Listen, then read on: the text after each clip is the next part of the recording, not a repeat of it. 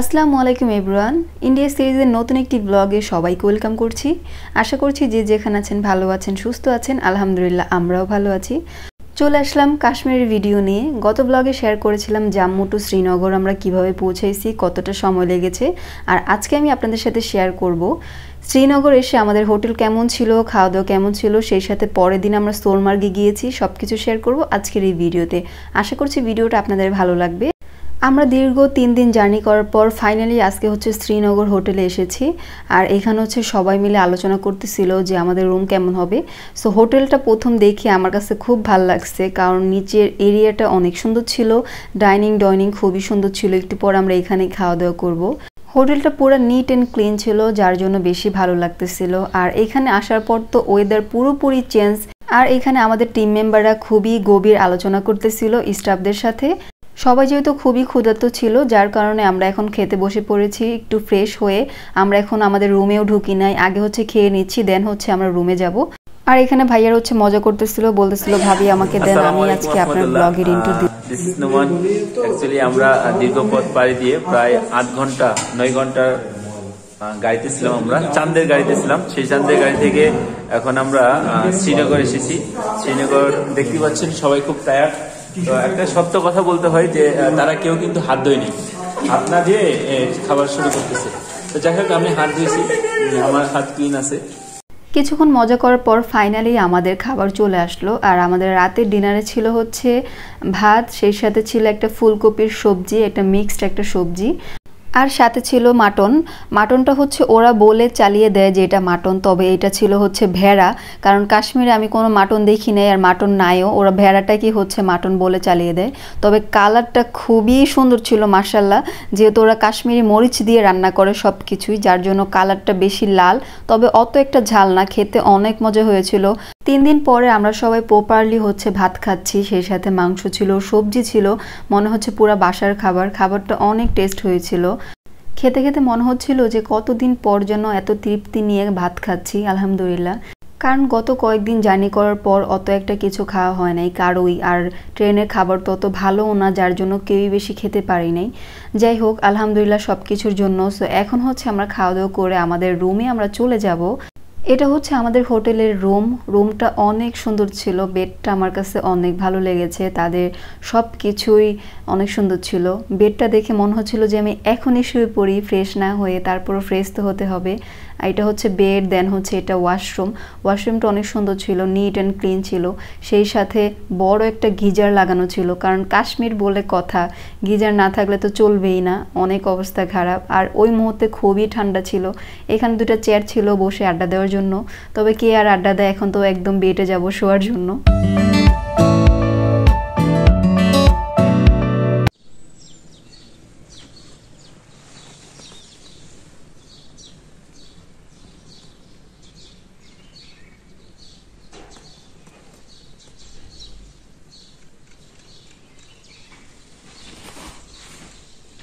So finally কাশ্মীরে আমাদের প্রথম দিনের সকাল। আলহামদুলিল্লাহ অনেক ভালো একটা ঘুম হয়েছিল রাতে।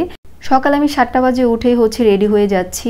আর আমাদের সব কিছু যেহেতু রাতে প্ল্যান করা ছিল যে আমরা কখন ঘুম থেকে উঠবো, কখন আমরা ব্রেকফাস্ট করব, দেন আমাদের বের হতে হবে সোনমার্গের উদ্দেশ্যে। সো আমি নিচে চলে এসেছি রেডি হয়ে ডাইনিংয়ে। এখন আমরা সকালের নাস্তাটা শেষ করে নিব। আমরা যারা রোজা রাখিনি তারা সকালে নাস্তা করছি, আর যারা রোজা রেখেছে তারা সকালের নাস্তাটাই ভোর রাতে খেয়েছে। সো এখানে আমরা সবাই খাচ্ছিলাম। আর আমাদের সকালের নাস্তা ছিল ব্রেড এগ। এটা কাশ্মীরের সকালের নাস্তা, তাছাড়া তারা অন্য কিছু দেয় না, রুটি বা আদার্স কোনো কিছু সকালে দেয় না। এইটাই আর কি থাকে প্যাকেজে, যারা প্যাকেজে যায় তাদের জন্য এগুলাই থাকে।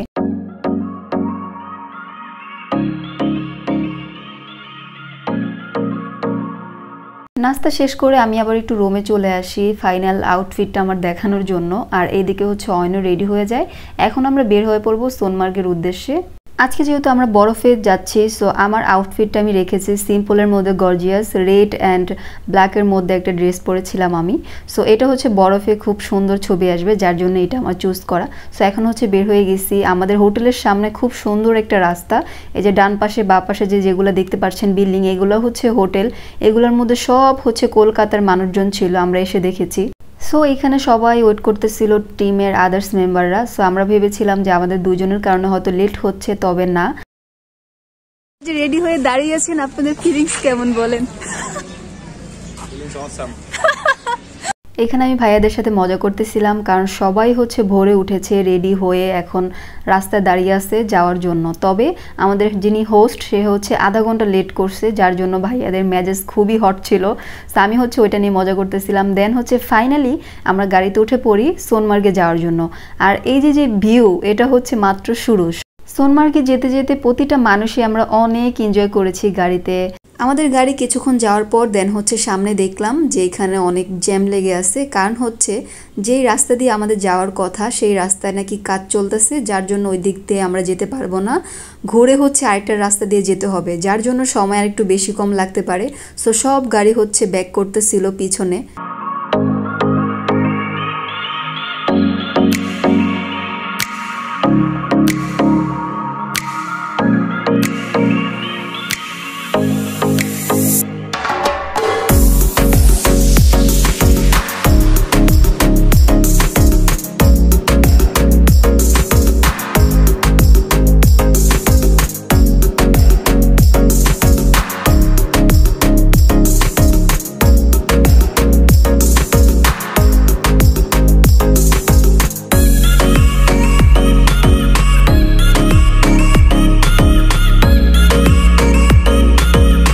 শ্রীনগর থেকে সোনমার্গ পৌঁছাতে আমাদের সময় লাগবে 2 থেকে 2.5 ঘন্টার মতো, আর কিলোমিটার হচ্ছে 80 থেকে 85 কিলোমিটার। সত্যি কথা বলতে এই দৃশ্যগুলা না ভোলার মতো না। আমি তো গিয়ে এসেছি, বাট এখনও আমার মনে পড়ে যে আমি কি দেখেছি। আমি মনে করি প্রতিটা মানুষের জীবনে একবার হলেও কাশ্মীরে যাওয়া উচিত, এই দুনিয়ার বুকের জান্নাতটা দেখে আসা উচিত। তবে অনেকেরই হয়তো সাধ্য নেই বা ইচ্ছা থাকে না অনেকেরই। আমি দোয়া করি আল্লাহ যাতে আপনাদের সবার মনের আশা পূরণ করে।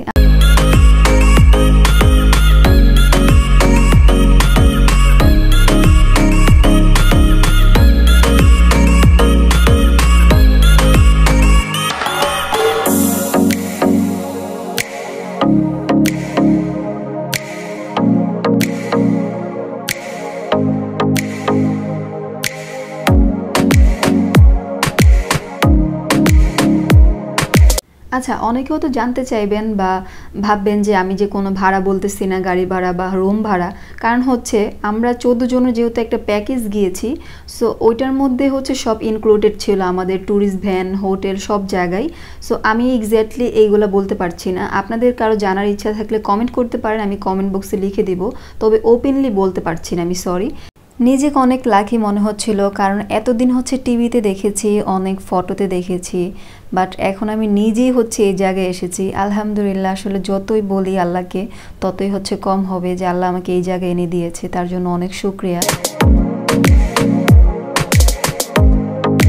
এই যে ওয়েলকাম টু সোনমার্গ লেখা যে বোর্ডটা, এই ব্রিজ দিয়ে আমাদের যাওয়ার কথা ছিল, তবে এই রাস্তা নাকি একটা ব্রিজের কাজ চলতেছে, যার জন্য এখান দিয়ে আমরা যেতে পারছি না, আমাদের ঘুরে যেতে হচ্ছে সোনমার্গে। সো ব্যাড লাক হলে যা হয় আর কি। যাই হোক, আমাদের সময় হয়তো আরেকটু বেশি লাগবে, ড্রাইভার বলল। তারপর ওই যে এই দৃশ্যগুলো যে দেখতে পাচ্ছি, এটাই অনেক বেশি আলহামদুলিল্লাহ সব কিছুর জন্য। সোনমার্গে গিয়ে যে কি দেখবো আমি সেটাই ভাবতেছিলাম। আমরা অনেক রাস্তা ভালো ড্রাইভ করে এখন হচ্ছে পুরো খারাপ রাস্তা এসে পড়েছে গাড়ি, কারণ হচ্ছে এই রাস্তাগুলো খুবই বাজে ছিল, বরফে ঢাকা ছিল। এই যে মানুষ কাজ করতেছে, বরফগুলো হচ্ছে সরাচ্ছে রাস্তা থেকে।